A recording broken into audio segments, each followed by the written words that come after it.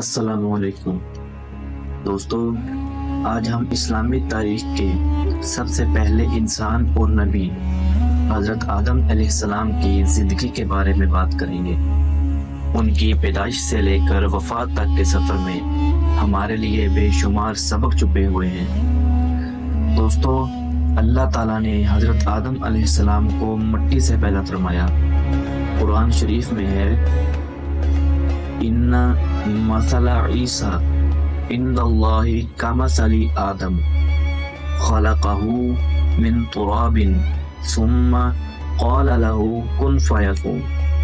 یہ سورہ آل عمران کی آیت نمبر 59 ہے، جس کا ترجمہ یوں ہے: بے شک عیسیٰ کی مثال اللہ کے نزدیک آدم کی مانند ہے، جنہیں اللہ نے مٹی سے پیدا کیا اور فرمایا ہو جا تو وہ ہو گئے۔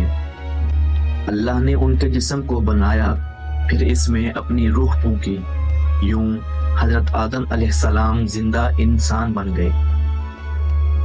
اللہ نے فرشتوں سے کہا کہ آدم کو سجدہ کرو۔ تمام فرشتوں نے سجدہ کیا، لیکن ابلیس نے انکار کیا۔ اس نے تکبر کیا اور کہا میں آگ سے بنا ہوں اور آدم مٹی سے، میں اس سے بہتر ہوں۔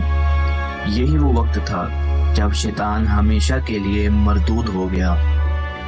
پھر اللہ تعالیٰ نے حضرت آدم علیہ السلام اور ان کی بیوی حضرت حوا علیہ السلام کو جنت میں رکھا، وہاں ان کو سب نعمتیں عطا کی۔